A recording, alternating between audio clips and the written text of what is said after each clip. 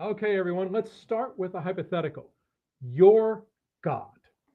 Okay, so you're God, you're watching, let's call her Sally. Sally is dating John, and boy, she is twisting herself into a pretzel, trying to Yeah. make sure that John likes her and is pursuing her.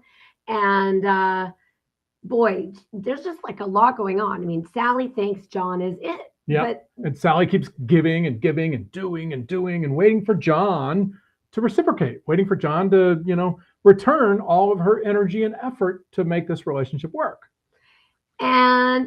he's kind of there, kind of not. She's not really sure. She spends a lot of time mashed, in her head, spinning around, spinning, wondering, does he like her? Does he not like her? Because she really thinks John is it. She thinks John's it. So let's go back. You're God, right? And you're watching Sally. You're watching Sally do all this twisting into a pretzel to try to get love. So we want to ask you, as God, are you going to make sure that relationship works out for Sally? I mean, she thinks she's like falling for John, right? Because of all of these feelings inside of her. Mm-hmm. Unfortunately, the feelings are things like feeling off balance and kind of feeling all twisted up inside. Excited and obsessed and um, all kinds of craziness, right? Well, looks like we're having some sound issues. I think there's an echo. Well, I don't know how there's an echo. What the echo is coming from? There's feedback, apparently. Is it still happening, Isa? Sorry, our team is letting us know we're having some sound problems. We're going to figure this out. It is the same with you. Is it the same with you? So we're going to keep talking. We're going to fiddle with our settings while we're talking, and we're just going to have to keep going. So we're going to be taking your questions, by the way. Hi, I'm Orna Walters. And I'm Matthew Walters. And this is Love Intervention. So That's today right. we are here to answer your dating, mating, and relationship questions. You can ask us anything you like in the chat. If you're on Facebook, our team will send that over to us, also in the chat. That's or right. if you're on YouTube, same thing. But we always like to start off and sort of grease the wheels with the topics. So theme for today. So today's episode theme is, do you know your terms for love? Right. Because right now in this scenario where you're God and you're watching Sally twisting into a pretzel trying to earn love, we just don't think that if you were God, you would want that relationship to play out for Sally. Why? Because Sally does not know her terms. Right. And if you're God, you want Sally to get love that's going to be nourishing, that's going to be it's nurturing to her, right? That's going to help her feel loved, not leave her in this state of like panic and running, and working, and trying so hard to make it work, right? So, what are your terms? That's what we want to talk about today. What are your terms for love? And how do you fight for them? And not only that, but here's the thing. Most people, whether you know it or not, you listening to us right now, you've been fighting for your terms. But the thing is, you never consciously sat down to figure out exactly what are your terms. What are your terms? What are you willing to fight for? Exactly. So most of us, what happens is something bad happens. Our heart gets broken. Somebody cheats on us. Somebody lies to us. Or, we were like Sally and we gave and gave and gave and we just felt angry, resentful. And we go, you know what? I'm never going to do that again. So I'm going to make sure in the next relationship that this does not happen.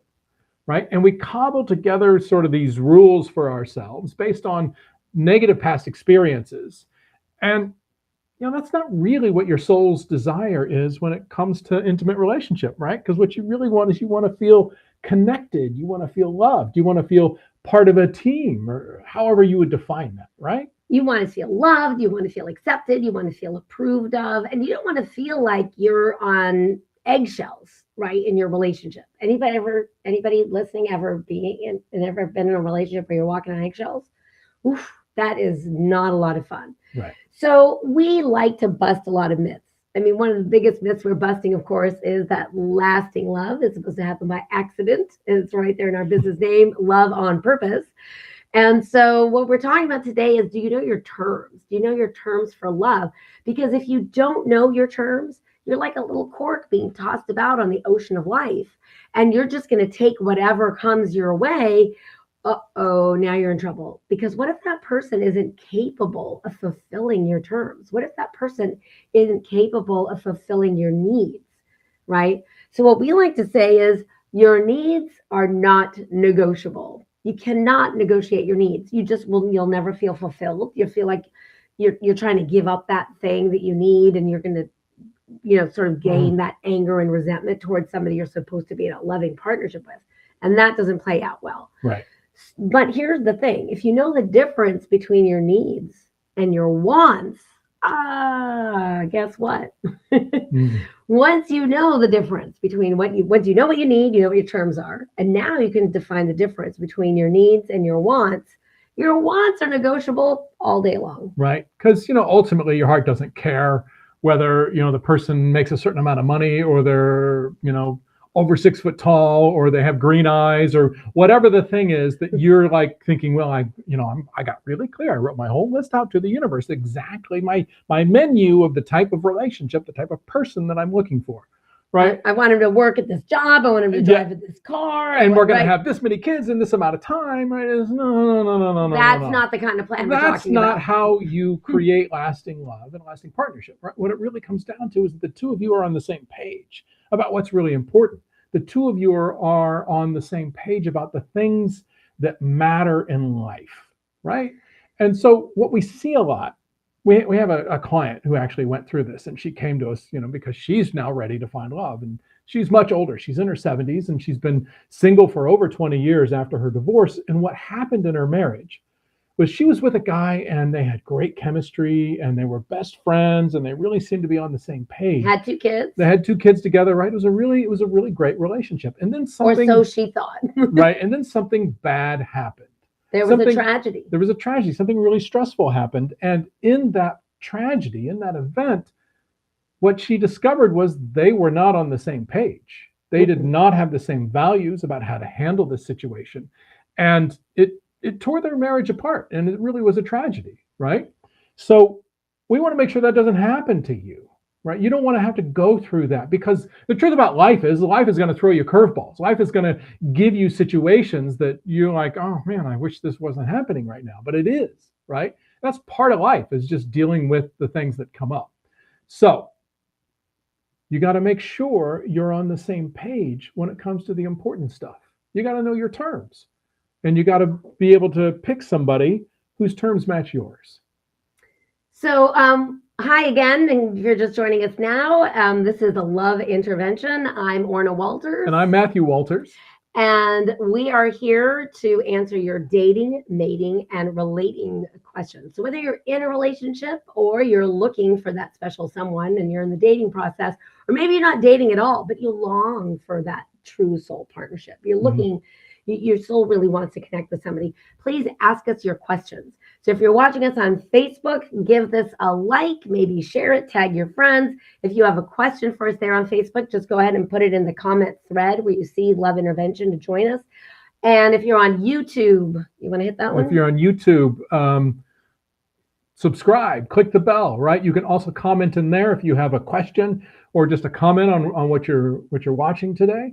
So we'd love to hear your feedback. We'd love to hear your questions. We'd love to just let you know that we're here to be of service for you and for love.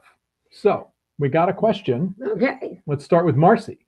Marcy says, the guy I thought I'd spend my life with broke up with me just before Valentine's Day. I miss him every day. How do I get him back? Oof, I'm sorry, Marcy. Yeah. We feel your pain. I mean, honestly, we say one of the reasons why we qualify as experts in this field is because between the two of us, we pretty much made most of the mistakes you can make in a relationship. It's part of our qualifications. And I'll just say I had my heart broken many, many, many times. So I'm so sorry to hear that, Marcy. I'm sure you felt like the rug was pulled out from under you, especially just before Valentine's Day. So here's the thing. When you ask something, how do I get him back? That's a tricky question, because what do you want to say to that? Well, I want to say your guy, and as much as this is, not a great thing to hear and to understand, your guy made a choice. And his choice was that he didn't want to continue this relationship for whatever reasons, right?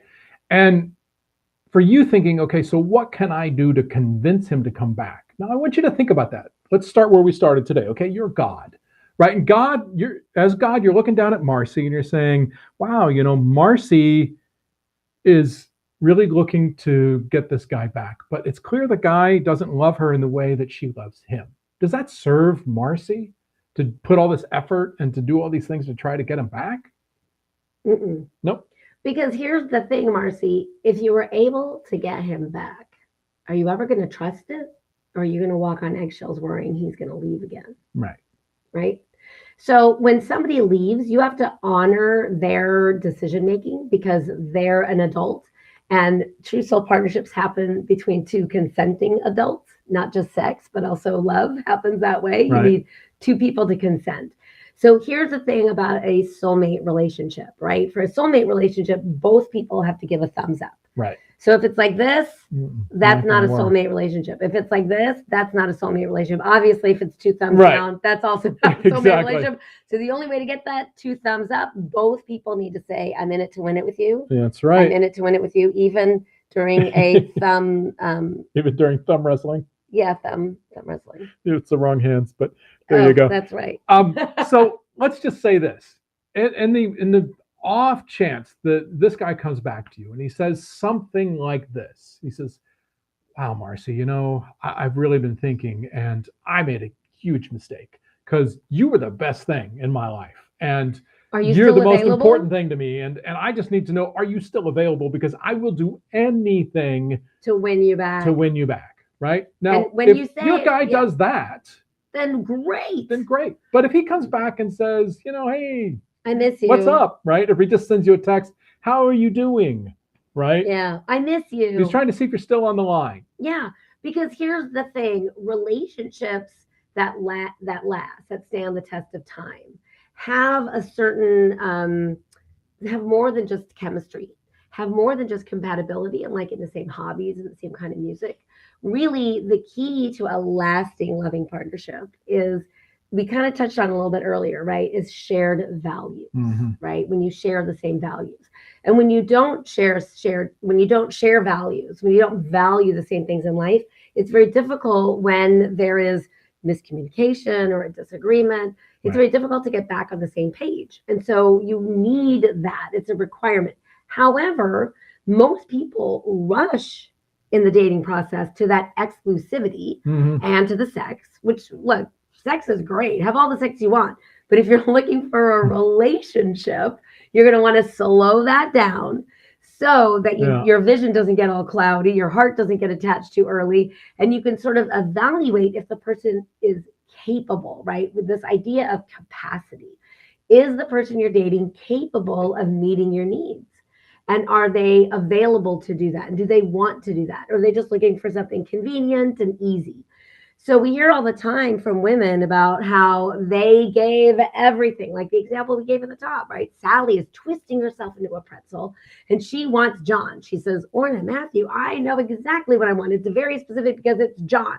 He's this tall, he works at this job, he drives this car, and I want John. How do I get John? Very much like Marcy is saying, how do I get him back?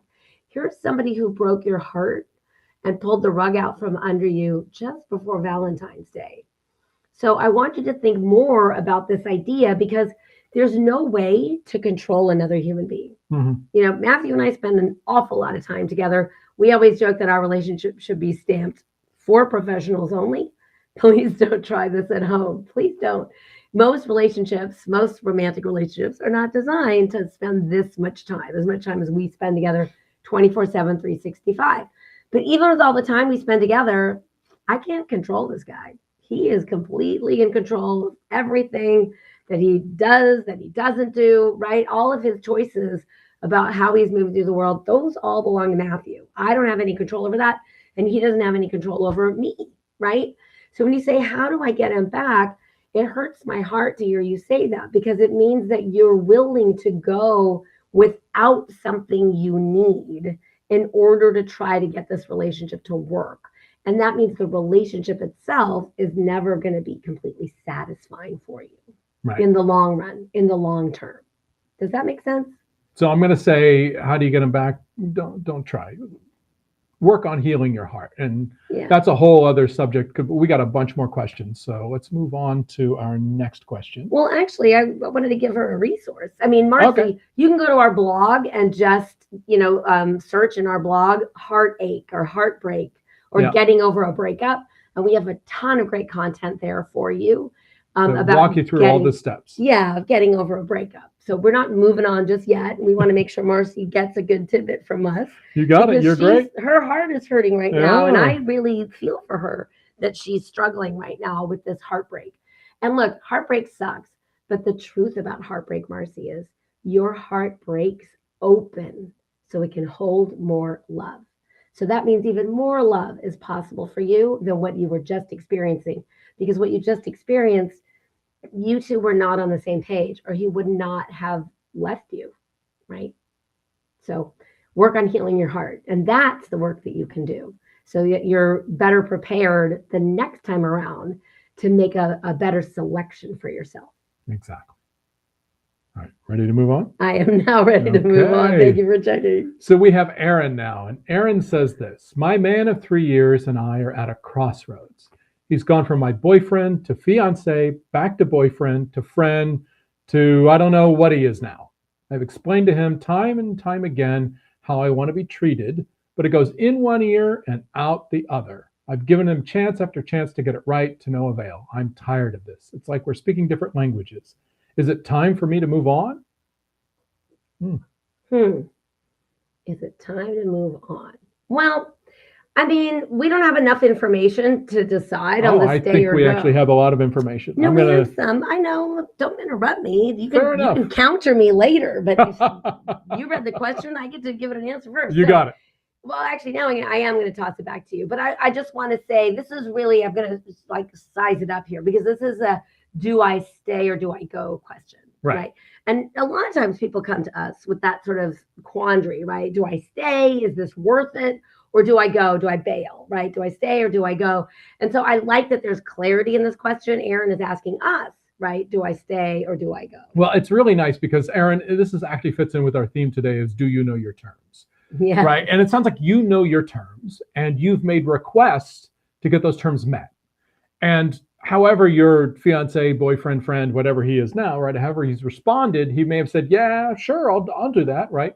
But what you're getting the feedback from him is through his actions. And his actions have shown you over and over and over again that he's not capable of giving you what you need. Because if he was capable, he would do it. Right? Let me give an example, right? So we tell the story millions of times, right? When we were first dating, Orna came to me and she made a request. She said, I feel really cherished when a man opens the car door. Would you make an effort to open my car door? Right? I like it. It's not like I can't get my car door. I like it. It's like being tucked into bed at night, but being tucked into the car for safety, right? It's like he gets the door, he opens it for me, and then he closes it, and I feel all safe in the car now. It's just so cute. It's a little chivalrous thing that I've always really enjoyed. Look, I knew this guy, when I started dating, this is like a few weeks into dating. And I knew those first few, those several dates that we had in those first few weeks, I knew he wasn't getting my car door. And I could have missed out. I could have missed out on this amazing relationship and this amazing man because I would have thought, well, if he was my soulmate, right? I mean, he would have just magically, intuitively know that I'd like for him to get my car door. Mm-hmm. But I had educated myself and I had figured out that attraction and even deep love doesn't come with mind reading powers. And so I thought, well, I could just make a request, right? I could ask him, hey, could you get my car door? And I know it sounds kind of petty, but if Matthew would have said, I'm not into all that chivalry crap or whatever. Well, actually, right? let's say this, right? Because when she asked me, I was like, yeah, I can try that, right? I can, oh, you like that? You I like that? think that's what you said. You said, oh, you like that? You Right. like sat up straight. Yeah. We weren't near the car when I asked him, by the way. But let's say instead, right? I said something like, really in this day and age, you need me to open your car door? I mean, you're a grown woman. You're not handicapped or anything. You can open your own car door. I mean, I believe in equality of the sexes, right? It's important to me that men and women are equal, right? I'm a feminist when it comes to being a man. So I I'm actually offended that you would want me to open your car door. We wouldn't be sitting here today right now if he would have answered like that. And I just want to tell you, I didn't say I needed him to get my car door. I said I'd feel cherished and that I'd like it, right? Because Right. this is a want, right? This is the thing where there's wiggle room, right? It's not black or white. It's not a need. You need, he said, his words were, you need me to get your car door, like this assumption, like I need it. But did you see his attitude around it? Like this whole, like, you can get your own door. Because, I consider myself a feminist, meaning women are equal in the workplace. They can have any job they want. They should get paid the same as a man in a job instead of working three Well, times as hard for half the salary, right? No, I'm not okay with any of that. So I would consider myself a feminist too. But here's the thing.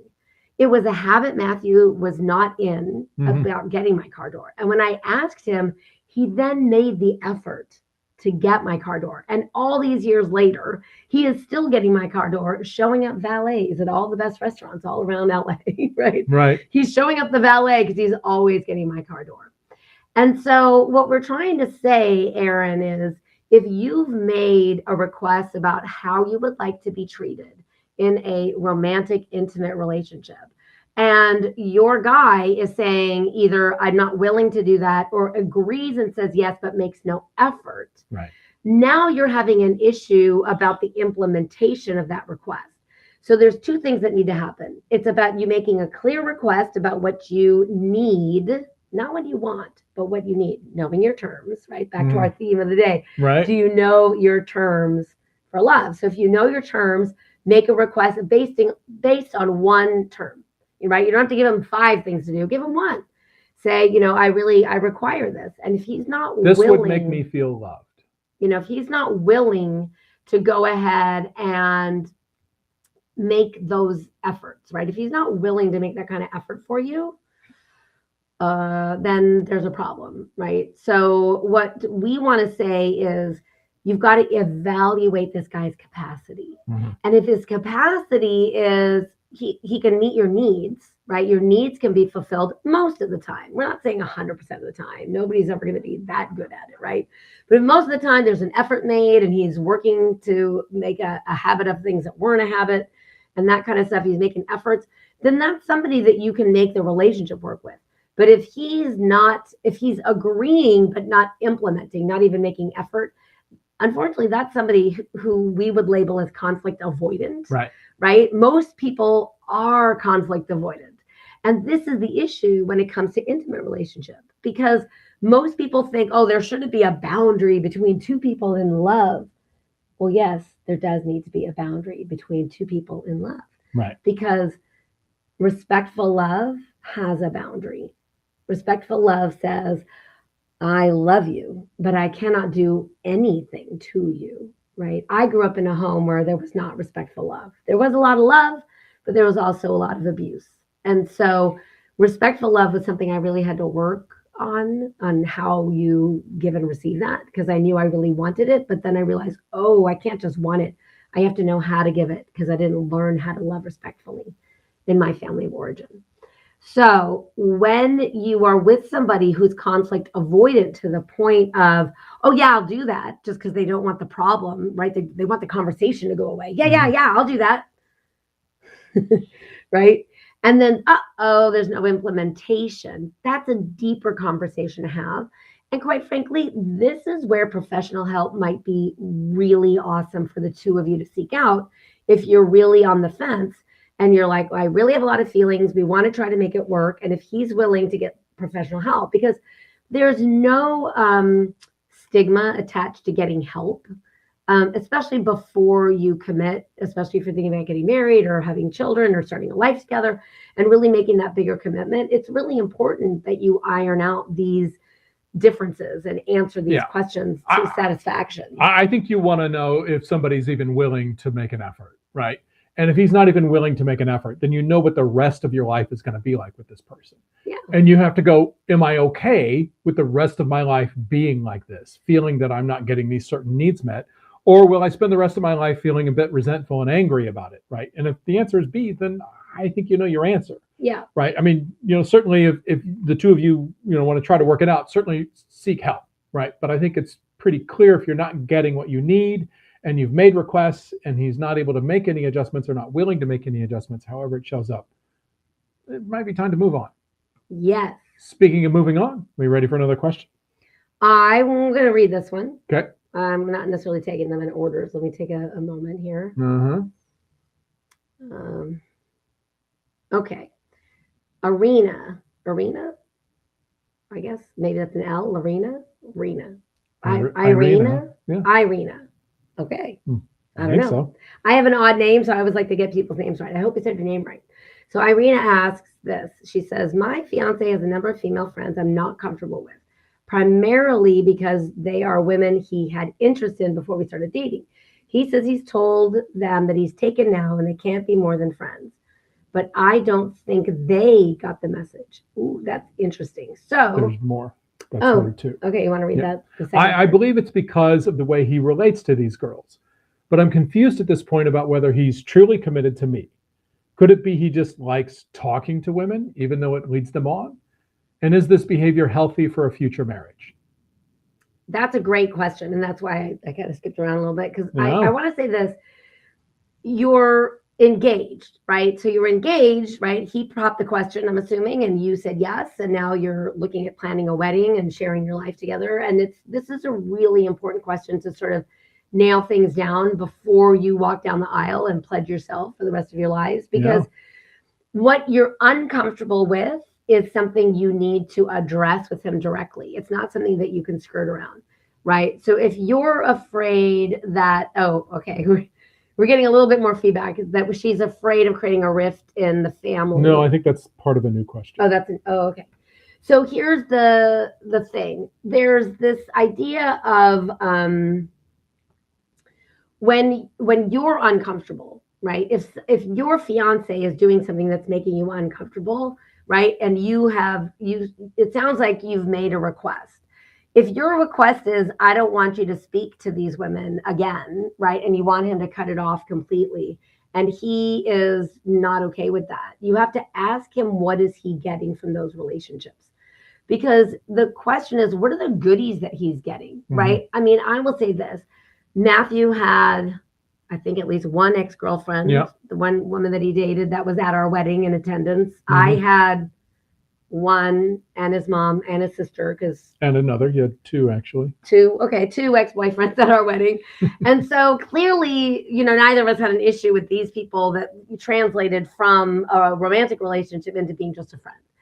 And if he had translated those relationships long before your relationship started, that's one thing. But if he has, the way you wrote this question, it says, I found this really interesting. You said, he says he's told them he's taken now and they can't be more than friends, right?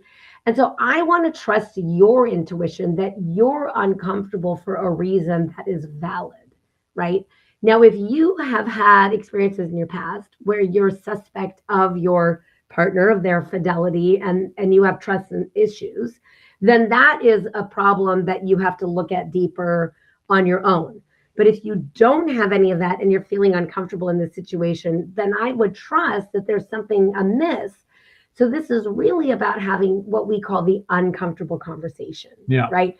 So lasting love is predicated under this umbrella of being able to have the uncomfortable conversation, to be able to bring up the things that you were like, oh, I'm kind of scared to bring this up, right? Yeah, and I think you really want to pay attention to how he responds to the conversation. Not necessarily, the specifics of how he responds, meaning the actions he takes. I mean, how he responds to the conversation itself. If he's able to sit and hear you, and you feel like your feelings are being validated by him, and he's not arguing with you about what you feel, right? Or he's not trying to just blow it off and saying, oh, honey, it's not a big deal, stop worrying about it, right? He's not trying to push it all under the rug and act like it's not a problem for you, right? That's really important, because if he is doing those things, then once again, you're learning about what he's going to be like when you have uncomfortable conversations moving forward in the rest of your marriage, right? Because you're going to have more uncomfortable conversations. That's part of being in an intimate long-term relationship with somebody, right? Is stuff comes up, right? The great thing about an intimate relationship is we say it's like a funhouse mirror, and it is the most powerful personal growth workshop you'll ever be in. And so what I mean by a funhouse mirror is that when I look at Orna, right, and I see things that irritate me or bother me or frustrate me. What I don't realize is what I'm seeing is a distorted reflection of myself, Uh-oh. right? It's And the fun house. it's a funhouse mirror, right? And I'm projecting it onto her as if she's the cause of my irritation, my frustration, and all that kind of stuff. Because my irritation, my frustration is mine, right? And the stuff that I quote unquote want or need or wish would be different in her, right, is usually a reflection of something that I have unhealed inside of me. It doesn't mean I have the thing that she's It's doing. not an It's exact. not like a direct, because it's a That's- funhouse It's mirror. a It's a distorted distorted, right? image. So say for example, let's because this is a real example. So my wife is a very passionate person, right? You can probably tell. What? You can tell. I have no idea what you're talking Right. about. And sometimes that passion is great because it's really positive and it's about creating love and it's about our business, it's about our work, it's about things she wants to do that she's excited about. Like we're going to go sailing, right? She's excited, passionate about that. That's where that passion's great. And sometimes that passion is, coming from a place of frustration because say we're booking into a hotel and we got the wrong hotel room and she's passionate about the fact that we need to be in the correct hotel room, right? Now, I grew up in a family where that kind of stuff just wasn't done, right? My mom was, classic at saying when you'd ask her how she was doing, I'm fine. Oh, I'm fine. Your dad too. My dad too, right? Both of them. I'm fine. They never I'm wanted to fine. rock the boat. They didn't want to cause any trouble, right? They didn't want to put anybody out. They would rather take less than what they were expecting than make somebody else feel uncomfortable. So I have some of that inside of me, right? And so my discomfort when my wife is on the phone with the front desk saying, hey, look, we didn't get the right room, right? And she's passionate about this and she's trying to get us the right room, right? My discomfort with that is mine, right? If I am then trying to make myself more comfortable by controlling her behavior, by saying, hey, look, you need to, can you lower your voice? That's pointing finger. Right. Sorry. Can you lower your voice? Can you stop doing that? Can you let me handle this, honey? And it's okay. Right. And all of this kind of stuff. Now you right? know why he doesn't call the front desk. Right. We'd end up in the room we didn't pay for, So- not the so if- level of room we paid for. Right. So if I'm trying to control her, that's not a healthy place. So back to you and your sometime on and off fiance, right? If he's able to hear you and be present. No, they're not on and off. Yeah, they were.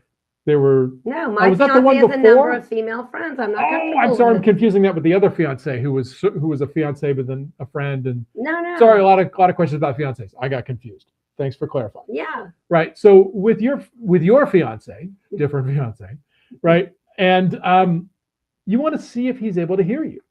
Now, he may not do the thing exactly like you want him to do because you can't control him.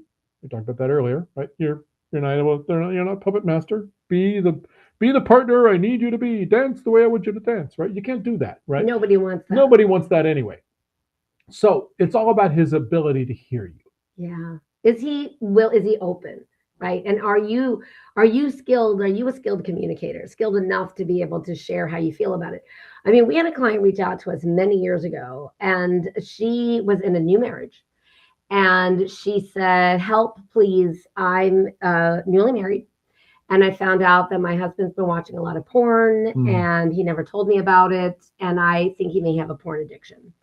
So we got on the phone with her. We did an evaluation through her. What we realized was he was hiding watching porn from her, but we didn't feel like he truly had an addiction problem with it. Right. So if we're going to label something an addiction, it means that it is a consistent action you're doing to avoid negative situations, negative emotions, negative feelings, right? And in doing that, it's causing some harm to your life. It's either creating distance between you and somebody you're intimate with. It's creating an inability for you to do your job, right? It's creating an inability for you to function in the world in a productive way. That would be an addiction. Yeah. And so because we believe it really only takes one person to change the dynamic in an intimate relationship, right? It only takes one person to change a marriage, to change a relationship. And so we coached her about having this particular conversation. And what was beautiful is we were able to coach her in such a way where he didn't get defensive when she brought up the conversation, unlike her past attempts where she got shut down and he got very defensive. And, there are things that you want to be able to talk about with the person that you're married with. So before you get married, You need to really be able to have that uncomfortable conversation and see his willingness to be able to come to the table and offer you something so you feel better about the current situation. Because your feelings are changeable and malleable, but it sounds like there's a question about trust, and only you can answer that. Right. So I'm going to say one more time. Hello, I'm Orna Walters. And I'm Matthew Walters. And this is Love Intervention, where we answer your dating, mating, and relationship questions. Yeah. Today's episode has a little theme to it. And today's theme is, are your terms? Do you know your terms for love? Right. We've already said, if you don't know your terms, now you're just a little cork bouncing around on the ocean of love and dating. Boy, it's important to know what your terms are. We're taking any of your questions. So if you're listening to my voice right now, feel free to pop a question into the chat box. You can give a question in the Facebook. If you're on Facebook, just pop your question into the thread for Love Intervention on this live feed. Our team will forward it to us. Give this Love Intervention a thumbs up, a heart, a like, a something. Share it, tag your friends. Spread the love. If you're on YouTube, subscribe, click the little bell. Once again, you can comment in YouTube, and our team will make sure that those questions get transferred over here. So this is Love Intervention. We're here to intervene in a good way. In a good way, right? So that you can get the long-lasting, soul-satisfying love you desire. Are we ready for another question? We are. You want to pick it? Let's go back up. So Carolyn says, my relationships fizzle out after only a few months. I think my longest relationship has been 8 months. What am I doing wrong? I really want to have a family. Oh, Carolyn. So here's the thing. I don't know for sure, but my gut tells me. Well, I'm going to let you go first this time. Okay. You didn't give us a lot of information. No. So, we'd have to know more about your strategies for dating and how you're doing it.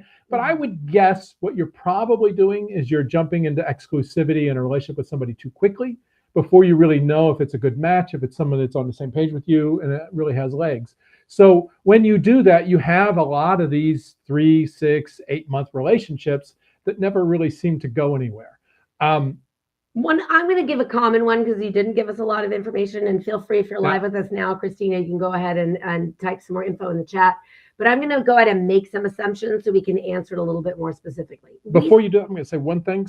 Lisa says, where do we put our questions? Here, Lisa, we saw your questions, and that's where you put your questions. And it looks like Steph on our team also let her know that is where you can type your question. Yes, thank you. Thanks, Steph.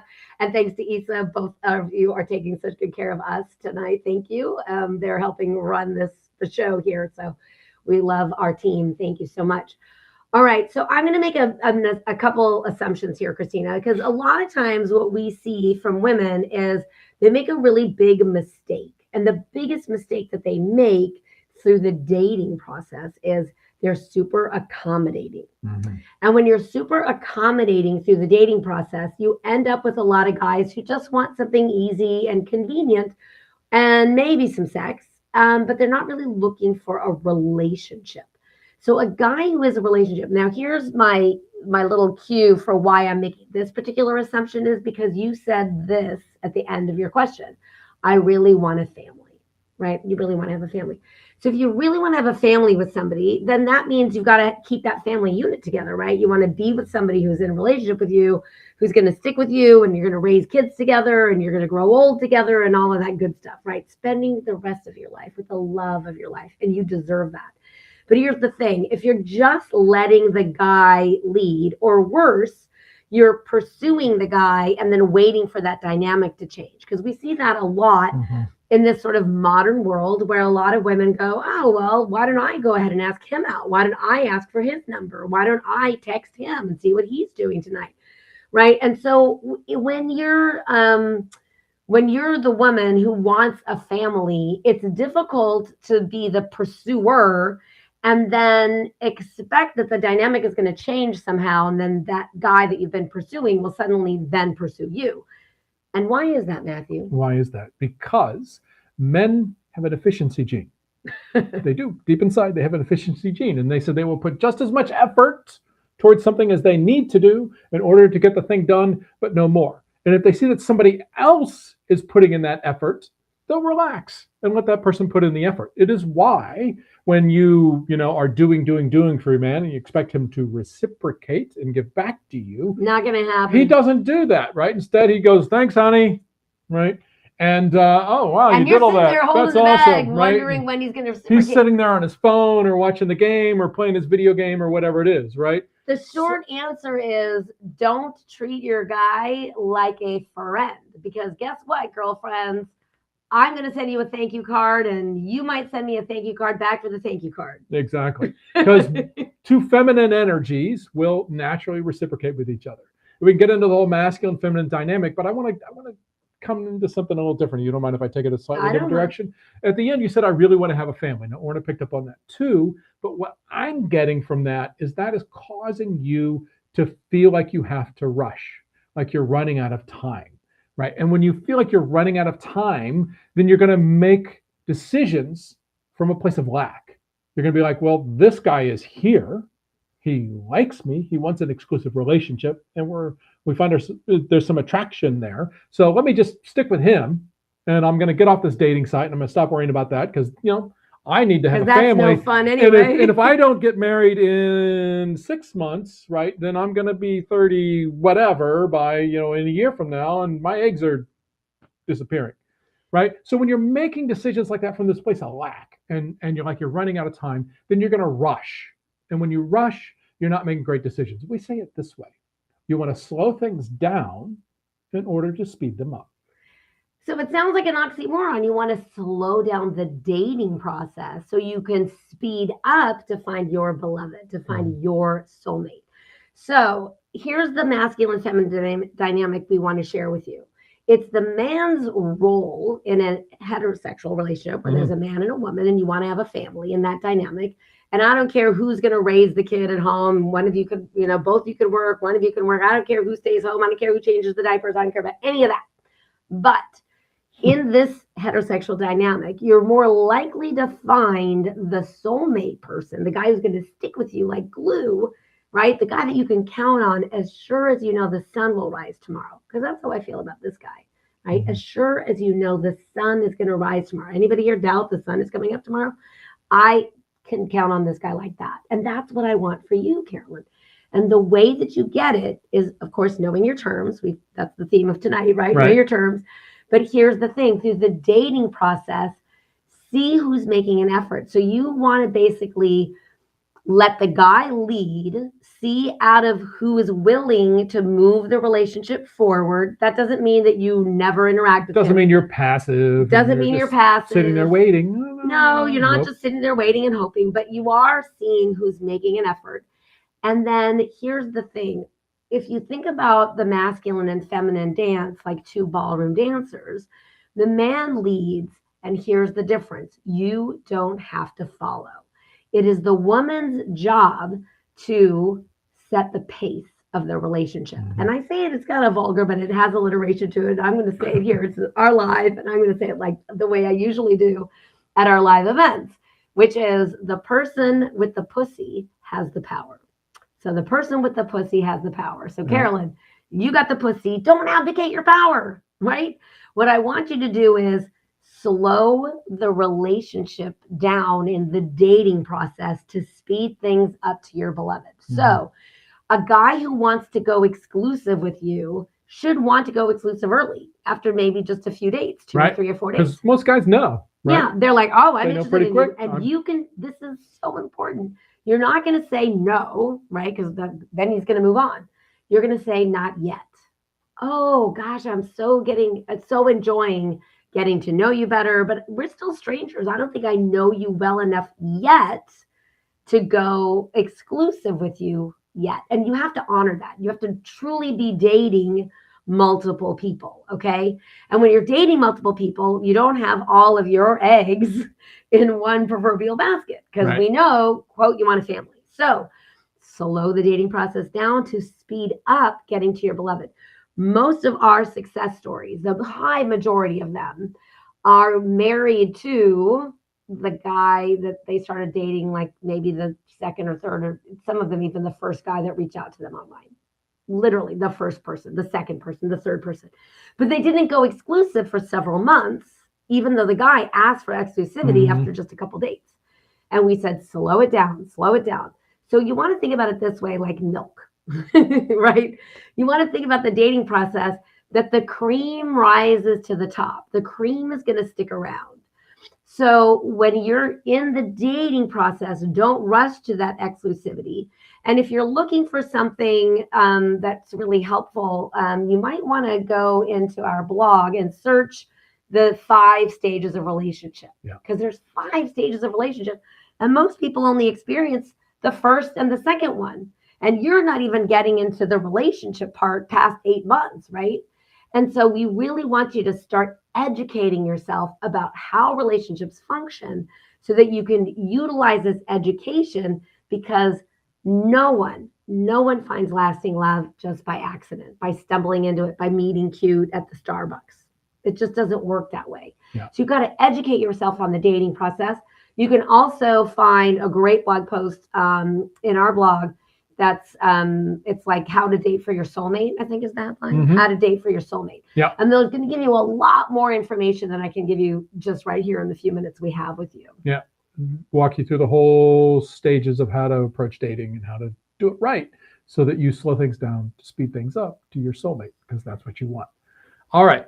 Are we ready for another question? We are, but let's say one more time. Hey, if you're watching us on Facebook right now from our Facebook page, hi Facebook, go ahead and give us a like, a love, share, ask a question there. Our team will port it over here to us and make sure we answer it. If you're here in the chat box, that's where your question goes. You can see our team has been gathering questions from Facebook and YouTube and all over the web. So if you happen to be with us and you have access to this chat box, that's where your question goes. We're happy to answer them. And that's if you're what on we're here YouTube, for. if you're on YouTube, subscribe, click the bell. Once again, in the comments, you can put your questions there. Our team will make sure we get them here. And so I'm Orna Walters. I'm Matthew Walters, and this is Love Intervention, where we answer your love, dating, mating, and relating questions. All right, I want to go to Mike because we haven't had any questions from any guys, so I'm going to jump to a guy here. Great. Is it possible for close friends to become more? Right? I've been hanging out with this woman, and we've become great friends. We talk almost daily. We have a lot in common. I'm starting to realize that I want more than just a friendship with her. How do I get her to see me as more than a friend? Oh, that's such a cute question, because I can see that you're like, oh, this changed. Like, it's so sweet. Like, you're sweet on her. And it's really lovely. I'm, as the man in this relationship, I can let you answer that. Yeah. So we talk a lot about, go first anyway. We talk a lot about men taking the lead in relationship. And this is your opportunity to take the lead and step up. Now, we want you to know that this is a risk. There's no such thing as finding love without risk. You have to risk your heart. You risk your heart daily. Even in this relationship, we risk our hearts all the time to be vulnerable, to be open. And we never know, say, coming out of an argument or disagreement, whether that openness is going to be accepted and seen or whether the other person's ready for that yet, right? So a risk. You got to take a risk, Mike. Step up, take a risk. So here's how you're going to do it. You are going to let this girl know. You're going to stake your claim. You're going to say, hey, look, I know we've been becoming friends, and you can write the script however you want, right? I know we've been becoming friends, and the more I get to know you, the more I really feel like I like you, and I'd like to explore and see if there's something more there with you. Are you open to that? I think that's really wordy. I'm gonna, that's okay. Yep. That's okay. From the guy who was like, well, it's like, boom, just asked me out, where I was like, oh, wow, really? Oh, you're asking me on a date? Oh, okay. I mean, we met in a business networking group, and I was like, oh, a different story, but it was a good line. Yeah, very different, but it was a good line. So not so wordy. I'm just going to say this. If you're talking all the time, I would literally do this and say, I would love to take you on a date. And just like that, I would love to take you on a date. Are you available Saturday night? Ask her like on a Tuesday. Like, ask her out in advance. Make it a date. Stake your claim. Right. And if she's like, oh, wait, huh? What? Like, she might be waiting. That way, right? She might be waiting for you to make that first move. Right. Now, I'm going to tell you something, ladies. If you ever want to let a guy know that you're interested and you're spending time with him, just touch him while you're talking. Just give him a little touch. The face is a little much, but it's a little much. The leg, I know right? they can't see The it. shoulder. You can put your hand on his knee. You can put your hand on his hand. You can put your hand on his shoulder and lean in. That's a good one. Especially like I got the girls here, they're large. So, this is one I used a lot. Is you put the hand on the shoulder and then you put the boob against the arm. Seriously, this stuff works because a nice guy needs to know that the water's warm. So my Right. other question for Mike, the reason why I'm talking about what the ladies can do is, has she sent you any signals that the water's warm? Right. Touching you when you're together is a sign that the water's warm. Now she might like you and not had the coaching to know how to let you know the water's warm. But number one, look for those signals. Does she look you right in the eye when you guys talk? Right? Do you guys connect eyes? Right? Are you looking at her eyes when you're talking with her? Right? So since you're interacting with her as friends, you do want to up level it and see if she may shoot you down, right? And that's okay. You can just say, oh, okay, I get it. Like she might say, oh, I only see us as friends. But it's better for you to know now than to have a light in the window of your heart waiting to see if she's interested. So you don't have to be timid. It doesn't mean the friendship has to end. I wouldn't then, if she's not interested in something more, I would come right out. Like I'm going to give you a recovery line so that it's not completely awkward forever. Is you can say, oh, wow, do you have a sister? Right?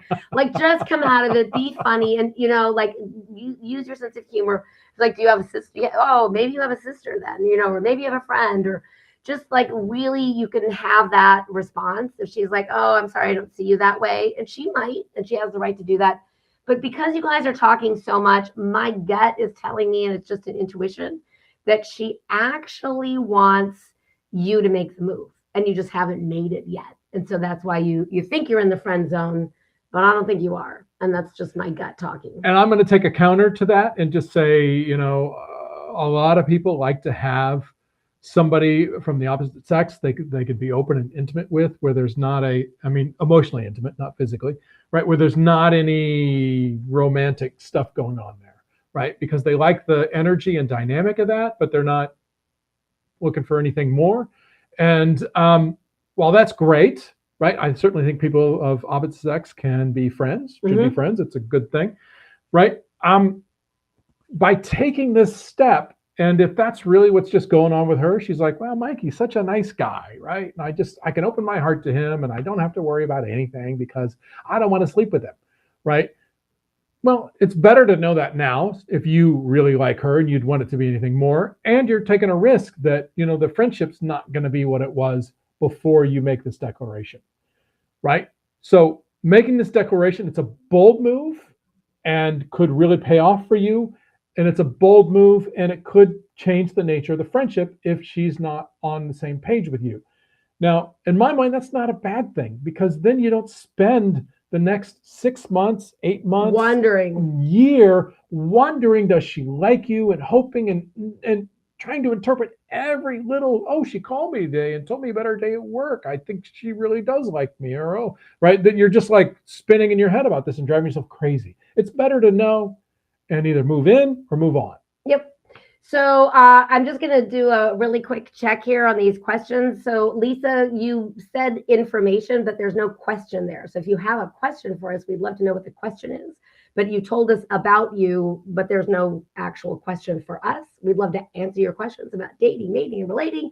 We have some other questions here, so we're going to go ahead and grab that. And hopefully Lisa will come up with an actual question instead of just facts about her. Although it's nice to know about you, Lisa. Thanks for joining us today.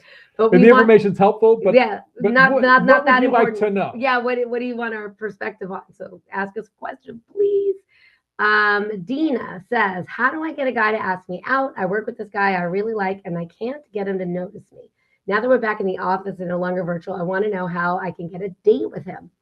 Well, this is great. Okay, so Dina, and this is also very similar to Lisa. Just asked an actual question: how to meet the guy when I've tried so many things. No, for it's years. actually she's trying to meet. No, I don't think it's the same. Yeah, she's trying to meet a guy. She's trying to ask out a specific guy or go on a date with a specific guy. Right. Okay. So you want to take the Dina? Let's take Dina real quick. Yeah. Dina, so Orna already answered a lot of your question about how to let him know that you're interested. Let him know that the water's warm. Let him know that the water is warm. And I know it might be weird at work, but if there's a time when you're at work where it's a more social situation, right? It's not an actual work situation, then you can, maybe see if there's an opportunity to try the hand on the shoulder or the eye contact, or, maybe a little laugh at one of his jokes, right? Just the little things to say, I find you attractive. I think you're cute or interesting or funny or whatever it is, right? And wait and see if he picks up on those signals. A couple things. First off, I'm a research person. Like, I love research. So you need to do your research around the office. Is this guy available? So that's your first homework, right? Your first homework assignment is he available, right? And, is he, so that's your first thing. You got to clean that up right away. So that should be pretty easy to find out. Ask around the office. Also, if there is either some social time after work where people are getting together and he's going to be there, or maybe put one together yourself, get a couple people from work to go out after work and invite him to join the group that you already got a couple people together. That's a great opportunity. Also, if he is a superior or you are a superior at work and you're not on the same level at work, that can be a little trickier. Mm-hmm. Yeah. So, again, I'm going to refer you to our blog, How to Date for Your Soulmate. There isn't necessarily about asking the guy out. We would suggest that you don't point blank ask him out, but you can let him know that the water's warm. And if he's interested, he will make a move. And if he doesn't make a move, he's just not that interested, right? Right. I mean, in the olden days, like in the Western days, a lady would drop her hanky and see which man would come and pick it up. Okay, because they wore those big petticoats. You couldn't bend down on one of those. You just would never get back up again. So you'd wait to see who was going to pick up your handkerchief. Okay, so this is kind of like that, right? I'm going to say thanks for joining us for Love Intervention. We're going to take one more question, but if you're on Facebook, give us a like, a share, and tag your friends. YouTube, subscribe, click the bell, and we're going to address Lisa's question. How do I meet the guy, that guy? When I've tried so many things for years. And she says some other things. She says, I've tried a lot of different things, just not meeting anyone I'm attracted to. I'm in my 50s, but look like 30s. Tried dating apps, yuck. Matchmakers, only senior men and not compatible, right? So this is, I'm going to let you go, sorry. So yeah, so we're going to, in just like a couple minutes, try to do a crash course on online dating. So the thing about online dating, whether it's a dating app or Match.com or any of those things, is they are tools. Right? And if you don't know how to use the tool seems like it really sucks, right? So for example, if you had a chainsaw, you didn't know how to use the chainsaw and you accidentally cut a big gash in your leg and you had to go to the hospital, you're not going to say bad chainsaw. You're going to go, this chainsaw sucks. This chainsaw sucks. It cut my leg. You're going to go, oh, maybe I should have figured out how to use that chainsaw before I hurt myself, right? So what most people do is they go into dating apps and they go, I'm going to meet my soulmate on this dating app. And they have some bad experiences and they go, ooh, this doesn't work. How can I ever meet my soulmate this way? I'm not doing this anymore. And they bail. And they fail. And they think the tool is bad. Right. Tool's not bad. It's a great tool because the great thing about the tool, it is the largest pool in the world where you can find relationship ready people of the opposite sex or the same sex or whatever it is you're looking for. They're on those apps. I'm going to jump in here. The great thing is you told us a lot about yourself. So guess what? You live green and there are green, slanted apps. So Lisa, you want to be on 2 dating apps? You want to ABD, always be dating. You want to find the guy. That means you got to treat it like a part-time job. Matthew and I got together in the fall. That we had our first date in the fall. I dated more that summer than I'd ever dated in my entire life because I had done so much work and so much study. And I was like, okay, I've just got to keep doing it. Anybody who asked me out, I went out. Anybody wanted to set me up, I went. Anybody wanted me to get in their database for the matchmaker and the ladies don't pay anything, why not throw my picture up there? Here's a little blurb about me. I was on a couple different apps or sites. It wasn't apps then, actually, but when I was single. And as a matter of fact, Matthew and I had a first date on a Saturday, had another date on Sunday with a guy I'd been dating, and I had a first date with a guy the following Monday that I had just met. It was a first date on a Monday. Who goes on a first date on a Monday? I did, because you know what? It was a part-time job for me to find this guy. Yep. So make it a priority. Learn how to use the dating app. Number one, get on 2 apps. You want to be in a big pond, a big ocean, right? And then a pond.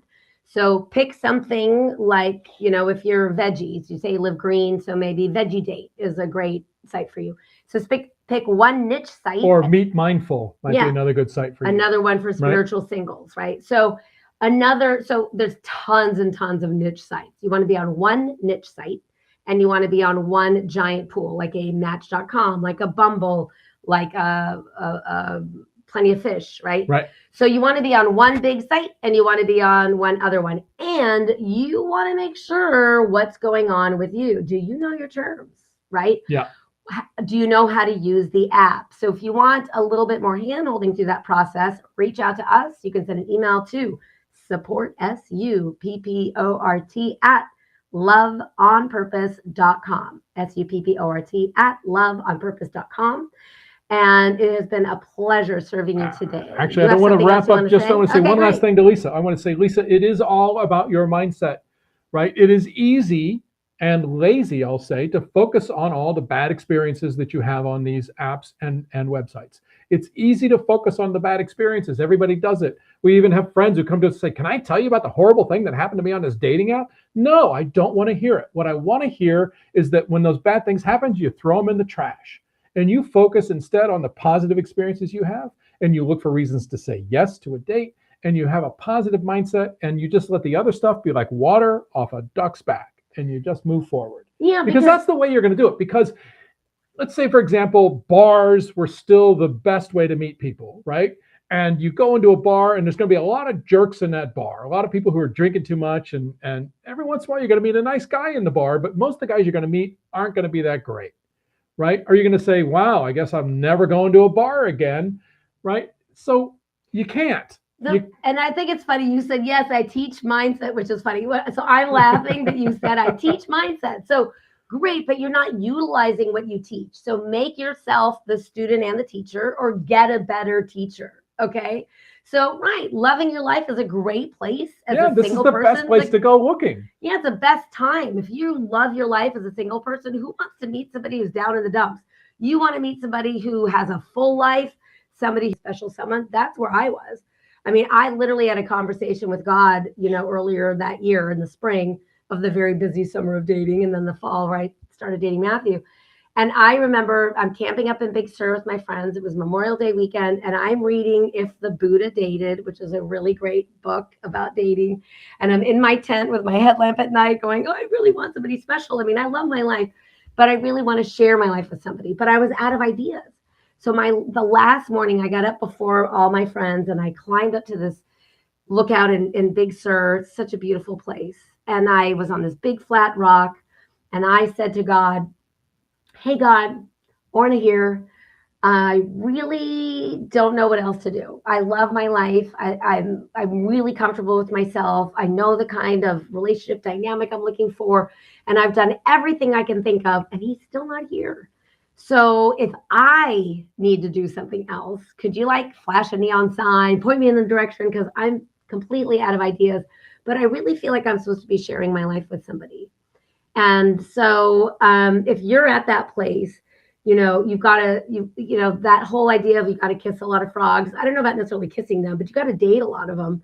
And every single person you meet knows people you haven't met yet. I always love to tell this story because one of my closest friends from college is married to a guy's brother that I met on JDate.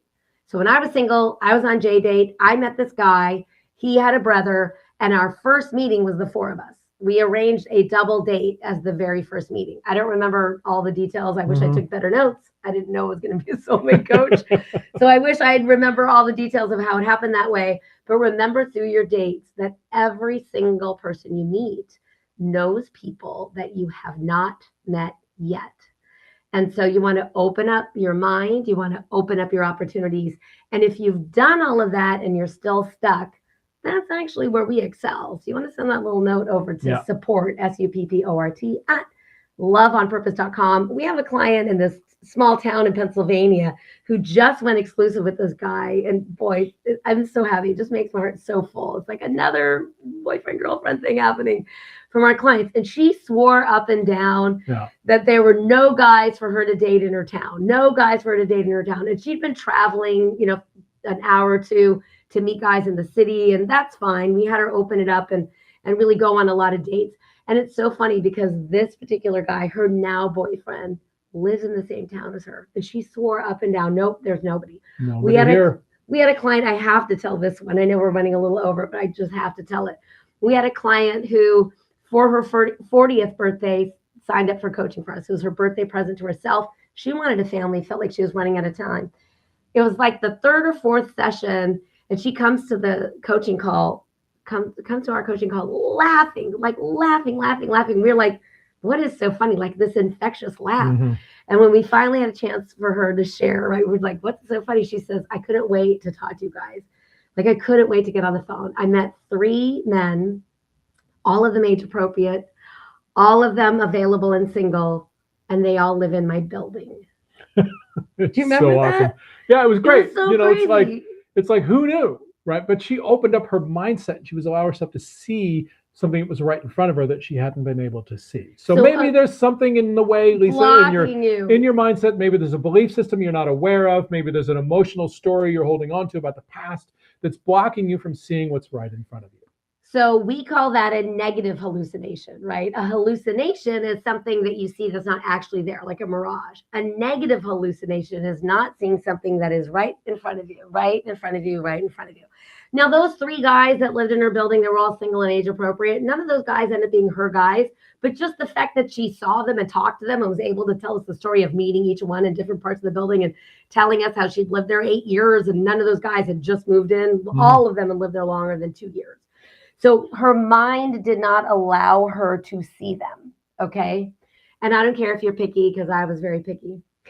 So, all right. Thank you for joining us. Thank you everyone for joining us. Thank you for your questions. This has been Love Intervention. That's Orna Walters, and I'm Matthew Walters, and we're here to help you find the lasting love you desire. We'll see you in 2 weeks. Yes. We got to remember to tell you. I also want to give a shout out to our team. Thank you to Isa and staff for helping us today. Thank you so much. We're going to be back in 2 weeks for the next Love Intervention. That's April 26th. Okay? April 26th. So we'll see you in 2 weeks. Thank you so much.